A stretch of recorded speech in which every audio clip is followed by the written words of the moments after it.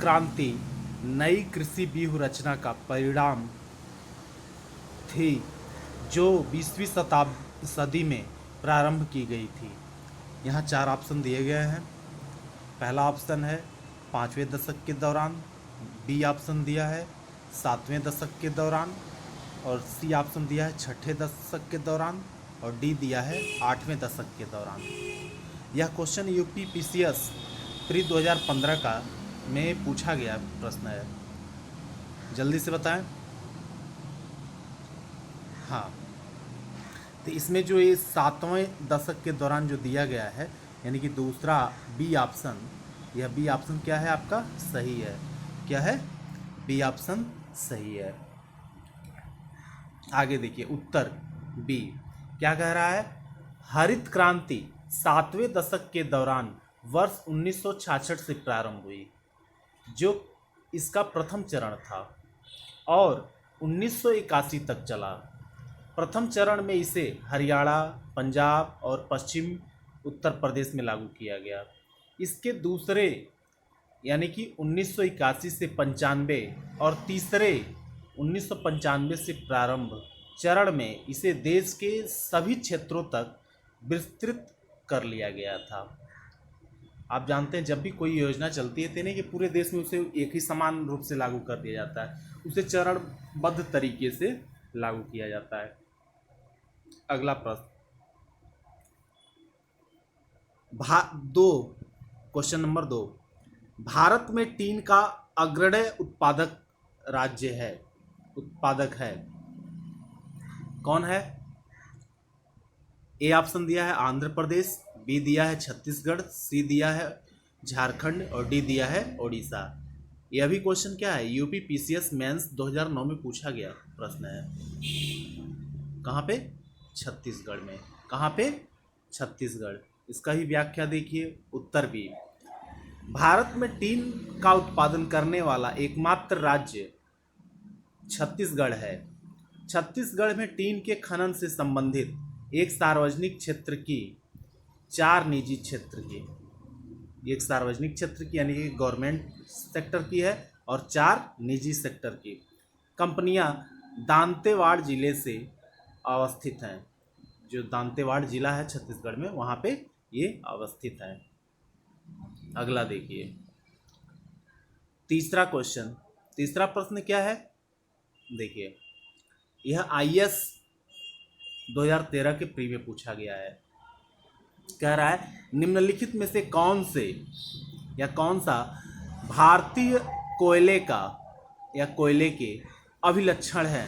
पहला उच्चोभस्म अंश, दूसरा निम्न सल्फर अंश और तीसरा दिया है निम्न भस्म संलग्न तापमान।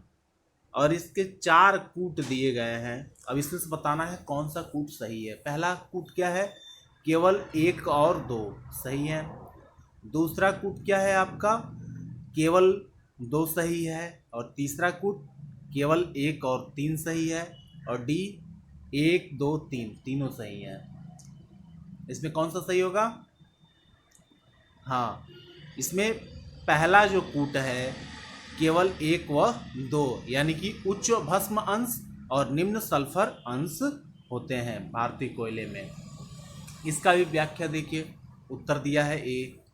व्याख्या देखिए भारत में कोयला 2 क्षेत्रों में विशेष रूप से पाया जाता है। पहला गोंडवाना क्षेत्र और तृतीय कल्प क्षेत्र। गोंडवाना क्षेत्र का जो कोयला होता है उच्च श्रेणी का होता है। इसमें राख की मात्रा अल्प तथा तापो उत्पादक शक्ति अधिक होती है, जबकि तृतीय कल्प क्षेत्र का कोयला घटिया किस्म का होता है और इसमें गंधक की प्रचुरता होने के कारण यह कतिपय उद्योग के लिए प्रयुक्त नहीं होता। भारत का अधिकांश कोयला गोंडवाना क्षेत्र से ही प्राप्त होता है। यहाँ सर्वाधिक बिटुमिन कोयले की प्राप्ति होती है और इसमें सल्फर की मात्रा न्यून होती है। अगला क्वेश्चन देखिए चौथा क्या है? लूनेज पेट्रोल उत्पादक क्षेत्र किस राज्य में स्थित है? तो इसके जो 4 ऑप्शन दिए हैं, इन चारों ऑप्शनों में से डी ऑप्शन सही है, यानी कि गुजरात। कहाँ मिलता है? गुजरात। क्या है उत्तर डी यानी कि गुजरात। लुनेज गुजरात राज्य में खंबात की खाड़ी के ऊपरी सिरे पर स्थित है। जो लुनेज है वह गुजरात राज्य के खंबात की जो खाड़ी है उसके ऊपरी सिरे पर स्थित है। यहाँ पर लगभग 62 कुएं खोदे गए हैं। कितने हैं यहाँ 62 कुएं खोदे गए हैं और इनमें से 19 में और 3 से तेल का निकाला जा रहा है। ये जो 62 कुएं हैं इन 62 कुओं में से 19 जो कुएं हैं उनसे गैस निकाला जा रहा है, गैस उत्पादन किया जा रहा है और 3 से तेल। अगला देखिए 5वां क्वेश्चन, सूची 1 व सूची 2 का सुमेल कीजिए और सूचियों के नीचे दिए गए सही कूट से सही उत्तर लिखिए। आप इसमें देखिए इसमें क्या है, इसमें दिया हुआ है सूची 1 में परियोजना का नाम है और सूची दूसरे में वह जहाँ जिस पे अवस्थित है यानी कि उन नदियों के नाम है। तो स्पष्ट आप देखिए भाखड़ नागल एक कूट में दिया है, भाखड़, हीराकुंड, इडुक्की और नागार्जुन। आप अगर इसमें से कुछ नहीं जानते हैं, अगर एक आध दो भी जानते हैं तो आप इसको सही कर सकते हैं। जैसे देखिए भाखड़ नागल कहाँ पे होगा, यह किस नदी पे है, भाखड़ नागल आपका सतलज नदी पे है। हीराकुंड कहाँ पे है, महानदी पे। और इडुक्की परियोजना अगर आपको थोड़ा सा भी आप पढ़े हैं तो केरल में जो पेरियार है वहीं पे पेरियार और नागार्जुन आपका यानी कि कृष्णा पे। इस प्रकार से आपने क्या देखा कि पहले का सतलज, दूसरे का तीसरा और तीसरे का दूसरा, और इस प्रकार से कौन सा सही है, आपका बी सही है। क्या है, बी। तो बी सही है। यहाँ देखिए उत्तर, आपका उत्तर दिखा रहा है बी। उपयुक्त प्रश्न में दी गई परियोजनाओं में अवस्थित एवं उनका संक्षिप्त विवरण देख लीजिए। भाखड़ नागल बांध परियोजना, यह भाखड़ और नागल यह पंजाब और हरियाणा के 2 अलग अलग स्थान है, यह आप हमेशा याद रखिएगा। तो यह भाखड़ एवं नागल के पास सतलज नदी पर निर्मित की गई पंजाब एवं हरियाणा राजस्थान राज्यों की संयुक्त परियोजना है। और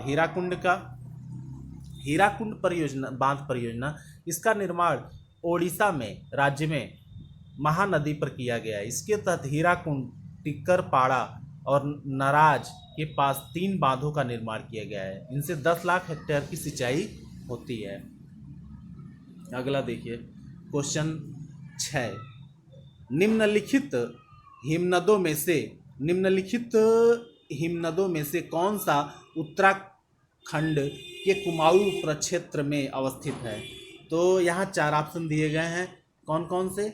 पहला ए ऑप्शन दिया है हिस्पार, बी दिया है जेमू और सी दिया है मिलाम और डी दिया है रूपल। अब इसमें से आपको बताना है कौन सा ऑप्शन सही है, जल्दी बताइए कौन सा है, मिलाम। कौन सा है, ये जो मिलाम है सी ऑप्शन यह सही है। अब इसकी व्याख्या देखिए। मिलाम हिमनद उत्तराखंड के कुमाऊं प्रक्षेत्र में अवस्थित मुख्य हिमनद है। इसी हिमनद से शारदा नदी, काली गंगा जिसे कहा जाता है, का उद्गम होता है।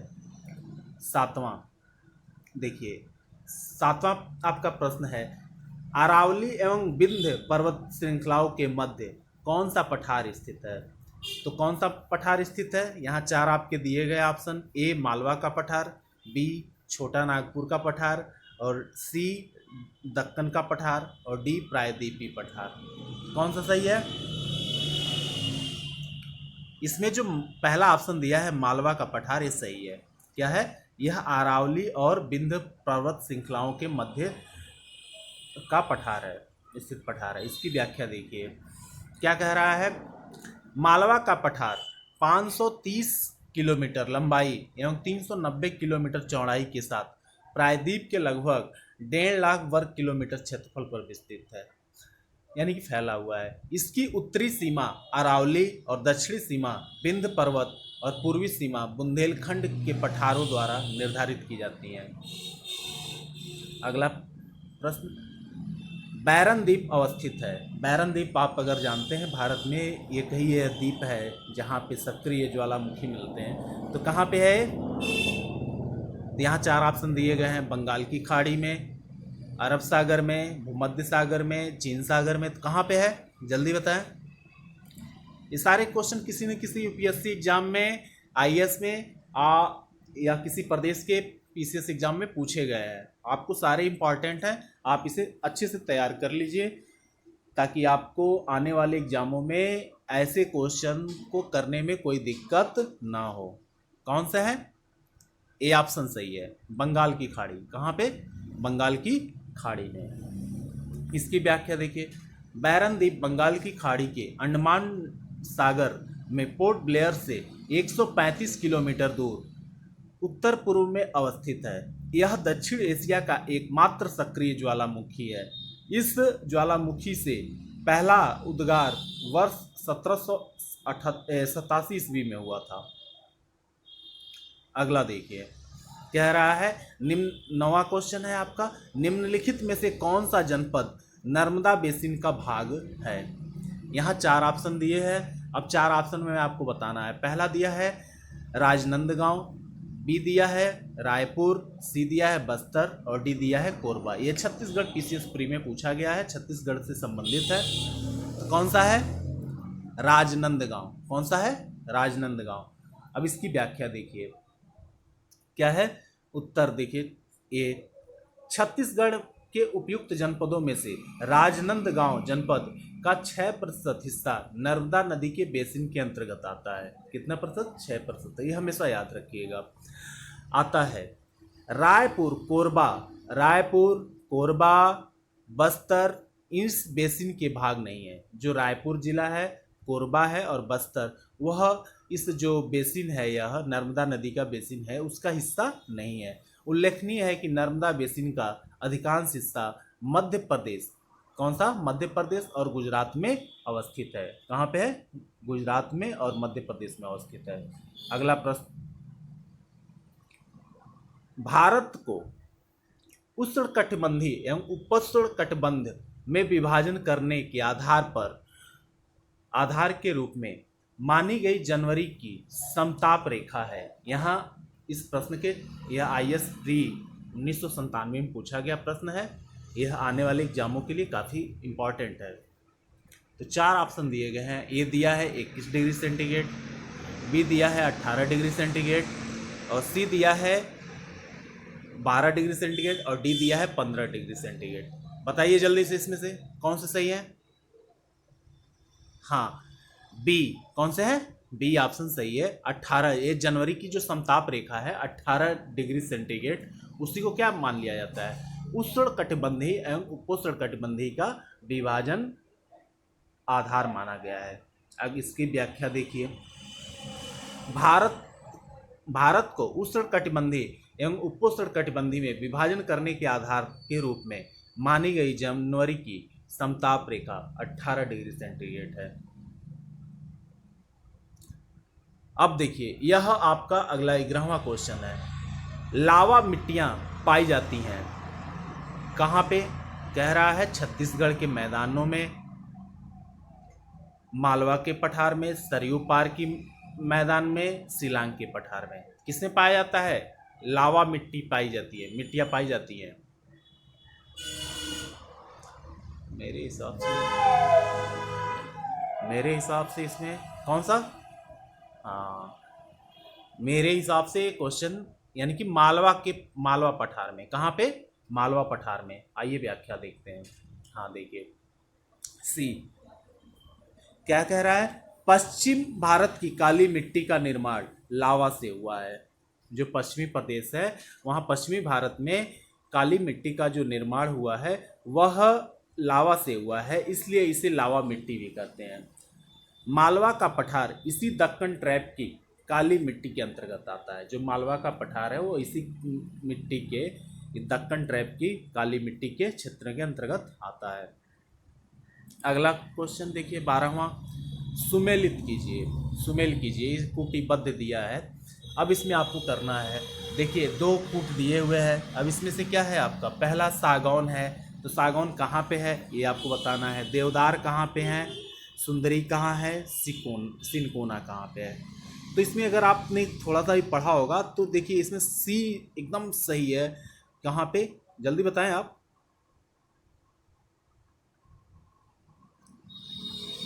हाँ, तो देखिए जो सागौन के वृक्ष हैं भारत में, वह आपको मध्य भारत में मिलते हैं। कहाँ पे, मध्य भारत में। दो से सुंदरी आपका सुंदरवन, कहाँ पे, सुंदरवन।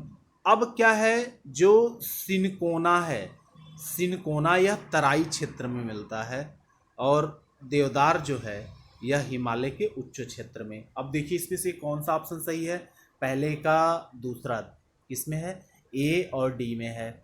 लेकिन बी का आप देखिए, बी का चौथा किसमें सही है, तो बी का चौथा यानी कि पहला सही है। कौन सा है, पहला सही है, ठीक ना। अब आइए व्याख्या इसकी देखिए। सागौन, सागौन के वृक्ष अधिकांश विस्तार मध्य प्रदेश, छत्तीसगढ़ एवं ओडिशा अर्थात मध्य भारत में पाया जाता है। भारत में सागौन के वन लगभग 8.9 मिलियन हेक्टेयर क्षेत्र में उगे हैं। देवदार वृक्ष पश्चिमी हिमालय में 1500 से 2500 मीटर की ऊंचाई पर उगता है। सुंदरी पश्चिम बंगाल एवं बांग्लादेश में फैले सुंदरवन के डेल्टा के ज्वारीय वृक्ष हैं। और सिनकोना हिमालय के तराई क्षेत्र में उगने वाला वृक्ष है। अगला प्रश्न क्या है, कह रहा है 13वां, सारण सिंचाई नहर निकलती है। जो सारण सिंचाई नहर है वो कहाँ से निकलती है। यहाँ 4 ऑप्शन दिए हैं, 4 ऑप्शन में से आपको एक सही बताना है जल्दी से। यह बिहार पीसीएस में पूछ चुका है। कहाँ पे, गंडक से। कहाँ से, गंडक से। आइए इसकी व्याख्या देखते हैं। गंडक परियोजना के अंतर्गत गंडक नदी पर त्रिवेणी घाट के पास एक 740 मीटर लंबा बैराज बनाया गया है, जिससे कुछ नहरें निकाली गई हैं, जिनमें से एक सारण सिंचाई नहर भी है। सारण सिंचाई नहर भी है। अगला देखिए, अगला क्या है आपका कि 14वां प्रश्न है, कालपोंग जल विद्युत परियोजना अवस्थित है। कालपोंग जल विद्युत परियोजना अवस्थित है। यह यूपी लोअर सबऑर्डिनेट 2002 में पूछा गया प्रश्न है। अब जल्दी से बताइए इस 4 ऑप्शन में से। ए अंडमान निकोबार द्वीप समूह में, बी अरुणाचल प्रदेश में, सी मेघालय में, डी सिक्किम में। किस में है, हाँ ए में सही है। कहाँ पे, ए में है। आइए इसकी व्याख्या दिखाते हैं। क्या है, कालपोंग जल विद्युत परियोजना अंडमान निकोबार द्वीप समूह में कालपोंग नदी पर स्थित है। यह अंडमान निकोबार द्वीप समूह की प्रथम जल विद्युत परियोजना है। यह आपसे पूछा जा सकता है कि अंडमान निकोबार द्वीप समूह की प्रथम जल विद्युत परियोजना कौन है। वहाँ 4 ऑप्शन दिए रहेंगे, इसको आप किस पे मारेंगे, कालपोंग पे। अगला प्रश्न आपका क्या है, 15 नंबर, भारतीय कृषि में निम्न उत्पादकता का कारण है। निम्न उत्पादकता यानी कि जो निम्न उत्पादकता है उसका क्या है। पहला, आवश्यकता से अधिक लोगों का कृषि कार्यों में लगा रहना। बी ऑप्शन दिया है छोटा जोत का छोटा आकार होना। सी दिया है उत्पादन में पिछड़ी तकनीकी। और डी दिया है उपरोक्त सभी। आप सिंपल सही, कौन सा सही है, डी सही है। इसमें ज़्यादा सोचने की ही नहीं है, सही कह रहा है, एकदम एक्यूरेट। अब देखिए इसकी व्याख्या क्या कह रहा है। देश के कुल श्रम बल में से 55% 2011 की जनगणना के अनुसार का योगदान कृषि एवं समृद्ध क्रियाकलापों में है, जबकि 2013-14 के अनुमान के अनुसार साधन लागत 2011-12 पर सकल घरेलू उत्पाद में इसके मात्र 18.7% के योगदान से स्पष्ट है कि कृषि कार्यों में आवश्यकता से अधिक लोग लगे हैं। उत्तराधिकार के आधार पर निरंतर विभाजन के कारण, जैसे एक विभाजन के कारण कृषि जोतों का आकार लगभग छोटा होता जा रहा है। उत्पादन की पिछड़ी तकनीकी भारतीय कृषि की मुख्य समस्या है। जैसे क्या है कि एक पिता है, उसके 4 बेटे हैं। अब उसके पास 10 कट्ठे खेत हैं तो चारों में वो बांटेगा। इस प्रकार से क्या है कि ये पीढ़ी दर पीढ़ी जो उत्तराधिकार है और उसमें आवंटन है, इस विभाजन की वजह से जो जोत की भूमि है वो छोटी होती जा रही है, इसलिए उसमें कृषि का अधिक मात्रा में सही उत्पादन नहीं हो पा रहा है जिससे निर्यात किया जा सके। अगला देखिए, कह रहा है अगला प्रश्न 16 है, गन्ने में प्रजनन का कार्य किया जा रहा है। 4 ऑप्शन दिया गया है, संयोग से इस पर टिक लगा हुआ है। कोयम्बटूर में, ये पक्का सही है। कहाँ पे? कोयम्बटूर में, ठीक ना। क्या है? डी, गन्ने में प्रजनन का कार्य कोयम्बटूर में किया जा रहा है। कोयम्बटूर तमिलनाडु में 1912 में गन्ना प्रजनन संस्थान की स्थापना की गई। अप्रैल 1969 में इसे ICAR का भाग बनाया गया। इसका ICAR का भाग बनाया गया। 17वां क्वेश्चन दिया है, क्या दिया है? पहला, निम्न कथनों पर विचार कीजिए। पहला दिया है फल उत्पादन में भारत का विश्व में प्रथम स्थान है। नहीं। दूसरा, तंबाकू के निर्यात में भारत का विश्व में द्वितीय स्थान है। ये भी गलत। अब इसके 4 ऑप्शन दिए गए हैं। IS प्री 2003 में पूछा है क्वेश्चन। पहला, केवल एक सही है। कौन सही है बताना है। केवल एक, केवल दो, दोनों, एक व दो, और डी दिया है दोनों में से कोई नहीं। कौन सा ऑप्शन सही होगा? दोनों नहीं सही है, यानी डी ऑप्शन सही है। क्या है? D option. इसकी व्याख्या देखिए, FAO के आंकड़ों के अनुसार भारत विश्व में ताजे फलों का अग्रणी उत्पादक है। तथापि कुल फल उत्पादन में भारत चीन के बाद चौथे स्थान पर है। किसके बाद? चीन के बाद चौथे स्थान पे है। साथ ही तंबाकू के निर्यात में दूसरा स्थान नहीं है, अतः डी सही है। अब देखिए, निम्नलिखित राज्यों में 18वां प्रश्न है, निम्नलिखित राज्यों में से किस एक राज्य में नामफुक कोयला क्षेत्र अवस्थित है? तो कहाँ पे है ये? तो यह दिया हुआ है 4 ऑप्शन। ये देखिए, IS प्री 2008 में और UPSC स्पेशल प्री 2008 में पूछा जा चुका है। कहाँ पे है? यह देखिए संयोग से लगा हुआ है, अरुणाचल प्रदेश में। कहाँ पे है? अरुणाचल। नाम से ही आपको स्पष्ट है, नामचिक नामफुक कोयला क्षेत्र। अगर नाम से भी आप याद करना चाहें तो याद कर सकते हैं। इसकी व्याख्या देखिए, उत्तर ए सही है। नामचिक नामफुक कोयला क्षेत्र अरुणाचल प्रदेश के चांगलांग जिले में स्थित है। अगला देखिए, 19 नंबर प्रश्न, मंगला भाग्यम शक्ति ऐश्वर्या है। 4 ऑप्शन दिए गए हैं। पहला, ए, अनुसूचित जाति बालिकाओं के उत्थान के लिए 3 योजनाएं हैं। बी, बाड़ेमेर सांचौर बेसिन में खोजे गए तेल क्षेत्र हैं। तो इसमें आगे यही है, क्या है? बी, बाड़मेर सांचौर बेसिन में खोजे गए तेल क्षेत्र हैं। मंगला भाग्यम, शक्ति और ऐश्वर्या इसके नाम है। 3 जो तेल क्षेत्र हैं उनके नाम है। आइए नीचे इसकी व्याख्या देखते हैं। बी, मंगला भाग्यम शक्ति ऐश्वर्या बाड़मेर सांचौर बेसिन में खोजे गए 22 तेल क्षेत्रों में प्रमुख क्षेत्र है। टोटल कितने खोजे गए हैं? 22, और इस 22 में से 3 के मुख्य नाम हैं।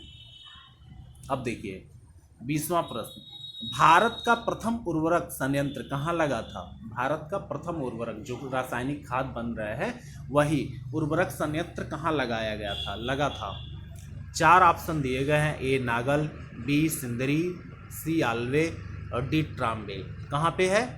सही है ये सिंदरी। कहाँ पे? सिंदरी में ही लगाया गया था। इसकी व्याख्या देखिए।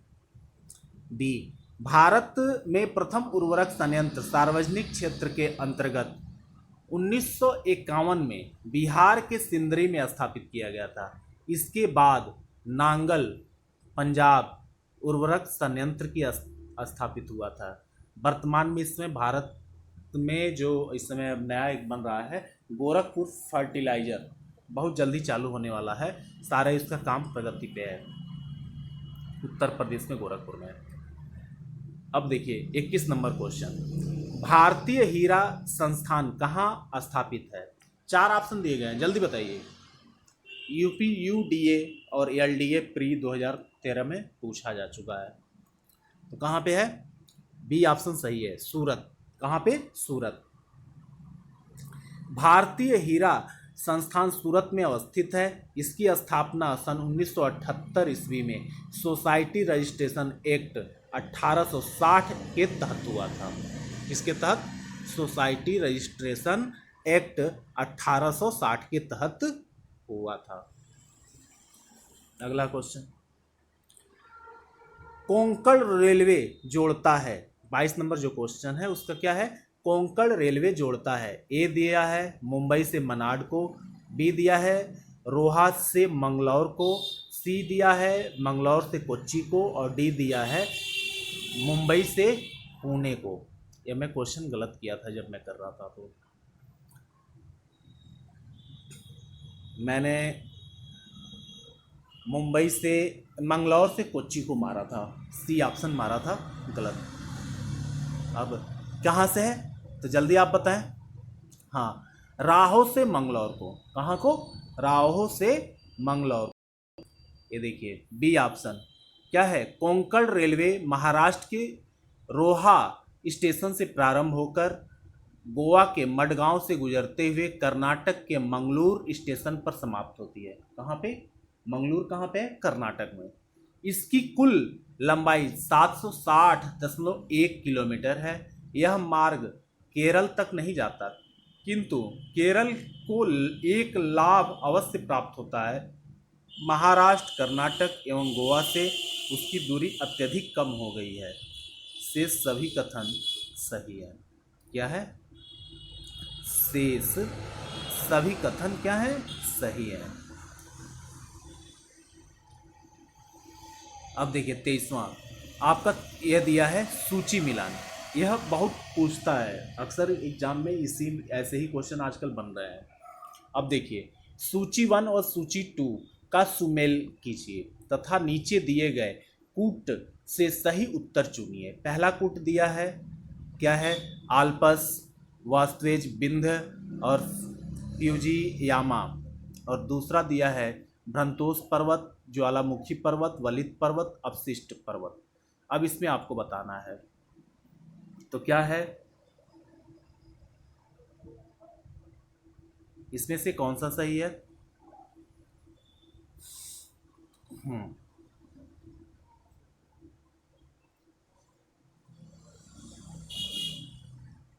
बताइए।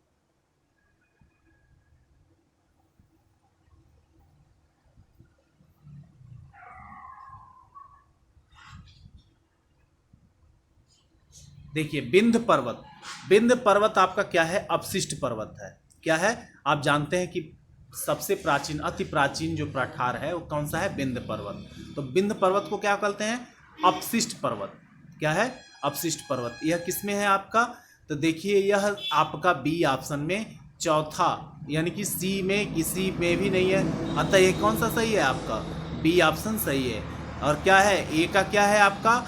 आल्पस। आल्पस क्या है? वलित पर्वत है। क्या है? वलित पर्वत है। और आपका वास्तवेज, ये जो है वास्तजेज है, यह भ्रंतोस पर्वत है। और आपका फ्यूजियामा क्या है? ज्वालामुखी पर्वत है। क्या है? ज्वालामुखी पर्वत है। देखिए यहाँ पे दिया गया है बिल आपका व्याख्या क्या है? पर्वत श्रेणी आल्पस वलित पर्वत है, वासजेज क्या है?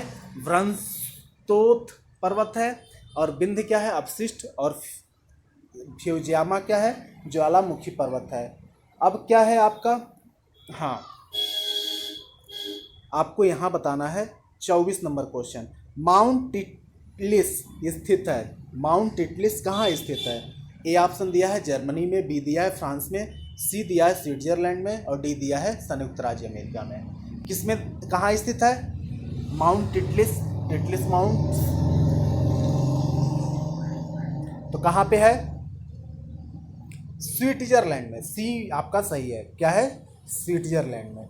देखिए माउंट टिटलिस स्विट्जरलैंड में अवस्थित है। यह ज्वालामुखी के लावा शीतलन से निर्मित है। और जर्मनी में ब्लैक फॉरेस्ट और संयुक्त राज्य अमेरिका में रॉकी पर्वत पाई जाती है। क्या है? जर्मनी में कौन सा पाया जाता है? ब्लैक फॉरेस्ट पाया जाता है। और आपका संयुक्त राज्य अमेरिका में रॉकी पर्वत। कौन सा? रॉकी पर्वत। अगला क्वेश्चन देखिए, निम्नलिखित देशों में से अफगानिस्तान के साथ किस देश की सीमा नहीं मिलती? जल्दी से बताइए, 4 ऑप्शन दिए गए हैं। पहला ताजिकिस्तान, दूसरा दिया हुआ है तुर्कमेनिस्तान, सी दिया है उज्बेकिस्तान और डी दिया है रूस। किसके साथ नहीं मिलता अफगानिस्तान की सीमा? अगर आपने मैप पढ़ा है, मैप को अगर बढ़िया से आपने पढ़ा है तो आप इस क्वेश्चन को आसानी से दे जाएंगे। कौन सा है? रूस। कौन सा है? रूस। देखिए, अफगानिस्तान की सीमाएं उत्तर में तुर्कमेनिस्तान और उज्बेकिस्तान और ताजिकिस्तान, और उत्तर पूर्व में चीन, और पूर्व में पाकिस्तान तथा पश्चिम में ईरान से लगा हुआ है। रूस की सीमा अफगानिस्तान से नहीं लगी है। जो रूस देश है उसकी सीमा अफगानिस्तान से नहीं लगती है। अब देखिए यहाँ पे दक्षिण पूर्व एशिया में दक्षिण से उत्तर की ओर जाने पर नीचे दिए गए नगरों का सही स्थित क्रम क्या है? यहाँ 4 नगर दिए गए हैं, बैंकॉक, हनोई, जकार्ता और सिंगापुर। इसका सही क्रम आपको बताना है, ये कूटबद्ध तरीके से बताइए। अगर आपने मैप देखा है एशिया का तो आप आसानी से इसे बता सकते हैं। जैसे इंडोनेशिया क्या है? इंडोनेशिया की जो राजधानी है, इंडोनेशिया सबसे नीचे आप देखेंगे तो जकार्ता। क्या है? जकार्ता पहले सबसे नीचे है। उसके बाद से आप थोड़ा सा और ऊपर आएंगे तो जकार्ता के बाद क्या पड़ता है आपका? हाँ, कौन सा? बैंकॉक पड़ता है। कौन सा? थाईलैंड। थाईलैंड की राजधानी क्या होती है? बैंकॉक। तो जकार्ता, जकार्ता के बाद से नहीं, जकार्ता के बाद से हनोई। हनोई वियतनाम का क्या है? हनोई है। हनोई लमसम ऑलमोस्टली यह हनोई है। हनोई, हाँ हनोई है। कौन सा है? हनोई। यानी कि आपका कौन सा? सी ऑप्शन सही है। कौन सा? सी ऑप्शन सही है। कौन सा? C option. कैसे? आपका जकार्ता है, जकार्ता के बाद सिंगापुर है, और सिंगापुर के बाद से आपका क्या है? बैंकॉक है, और हनोई सबसे, यह वियतनाम की राजधानी है। क्या है? तो यहाँ पे दे रखा है जकार्ता, सिंगापुर, बैंकॉक और हनोई। 27 नंबर क्वेश्चन देखिए। 27 नंबर क्वेश्चन क्या है कि आपका दे रखा है, निम्नलिखित में से कौन सा एक सही सुमेलित नहीं है? इसमें आपको बताना है कि कौन सा सही। यह क्या है कि यह वहाँ की प्रजातियां हैं, और यह बताना है कि कौन कहाँ पे नहीं है। हाँ, इसमें आपका कौन सा सही है ये आपको बताना है। 4 ऑप्शन दिए गए हैं। 4 ऑप्शन दिए गए हैं। कौन कौन से? पहला, हाँ जल्दी बताइए। पहला दिया है मध्य एशिया अल्पाइन पाए जाते हैं। कांगो बेसिन, निग्रेटो नहीं। कालाहारी बुशमैन तो आप कभी भूलिएगा ही नहीं, ये तो एकदम सही है। क्या है? इसमें तो आप शुरू से पढ़ते आ रहे हैं। स्कैंडिनेविया नार्डिक, ये तो एकदम पूरा सही है। और मध्य एशिया में अल्पाइन, तो कौन सा गलत हो सकता है आपका? कौन सुमेलित नहीं है? यह आपका सुमेलित नहीं है, बी ऑप्शन। कौन सा? B option. आइए इसका देखते हैं क्या कह रहा है। देखिए, क्षेत्र दिया है मध्य पूर्वी यूरोप एवं पश्चिमी एवं मध्य Asia, Alpine, Congo basin, pygmy बोलते हैं। क्या है? यहाँ प्रजाति जो पाई जाती है उसे क्या बोलते हैं? पिग्मी बोलते हैं। कालाहारी बुशमैन में। और स्कैंडिनेविया का नार्डिका, दक्षिण पूर्वी एशिया निग्रेटो, दक्षिण पूर्वी एशिया में निग्रेटो बोला जाता है प्रजातियाँ। अब देखिए यहाँ पे क्या है, आपका कह रहा है रोबस्टा एक प्रकार की या का है, खाली स्थान है, जो अफ्रीका में उत्पन्न होता है। कहाँ पे होता है? अफ्रीका में। जल्दी बताइए इसका। पहला केला, बी कॉफ़ी, सी तंबाकू और डी कोकोआ। झारखंड पीसीएस 2013 में पूछा गया प्रश्न है। कौन सा है? काफ़ी है। क्या है? काफ़ी, यानी कि बी नंबर ऑप्शन क्या है आपका? सही है। आइए इसकी व्याख्या देखते हैं। रोबस्टा काफ़ी की एक प्रजाति है। अफ्रीका में इसकी खेती बड़े पैमाने पर की जाती है। इथियोपिया, युगांडा जैसे देशों में इसकी खेती की जाती है। भारत में भी रोबस्टा काफ़ी पैदा किया जाता है। भारत में भी ये पैदा किया जाता है। अगला देखिए, अगला क्वेश्चन है आपका कौन सा हाँ कौन सा, इसमें से 4 ऑप्शन दिए हैं, चारों ऑप्शन में बताइए क्या है। लॉयस कुद्रेमुख, बी दिया है मैग्नीज कोरापुट, और सी दिया है आपका तांबा खेत्री, और कोयला सिगरेनी तो सही है, सुमेलित है। लॉयस ये कुद्रेमुख, यह दोनों सही है। अब बी और सी में तांबा भी खेत्री ये भी सही है, यह नहीं सही है आपका बी। कौन सा? मैग्नीज सही नहीं है। आइए व्याख्या देखते हैं। कोरापुट मैग्नीज से संबंधित नहीं है, बल्कि यह एल्युमिनियम के लिए प्रसिद्ध है। 30 नंबर का क्वेश्चन, 13 नंबर बोला था हाँ। निम्नलिखित में कौन एक सुमेलित नहीं है? क्या है? यह दिया गया है नरोरा, तारापुर। हाँ, पहला दिया है ए कलपक्कम तमिलनाडु, राणा प्रताप सागर, यह राणा प्रताप सागर बांध है। क्या है? मध्य प्रदेश। नरोरा उत्तर प्रदेश, ये तो सही है नरोरा। तारापुर महाराष्ट्र, ये भी सही है। कलपक्कम भी सही है, ये तो स्पष्ट है यार। हाँ बताएं जल्दी। यूपी लोअर स्पेशल प्री आपका 2004 में पूछा है। हाँ क्या है? कलपक्कम कहाँ पे है? तमिलनाडु में है, ये मिलान सही है। नरोरा उत्तर प्रदेश, तारापुर महाराष्ट्र। राणा प्रताप सागर जो बांध है वह मध्य प्रदेश में ना होकर राजस्थान में है। कहाँ पे है? राजस्थान में है। कहाँ पे? राजस्थान।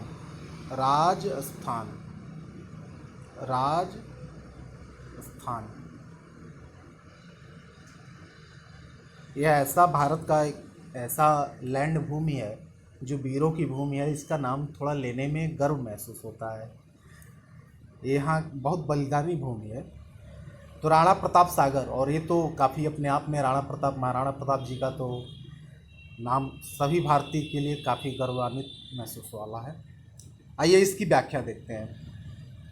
क्या है? बी चंबल नदी पर स्थित राणा प्रताप सागर परियोजना राजस्थान राज्य में अवस्थित है, जबकि मध्य प्रदेश का संबंध इसी नदी पर स्थित गांधी सागर परियोजना से अन्य प्रश्नगत युग्म सुमेलित हैं। अतः दोस्तों नमस्कार।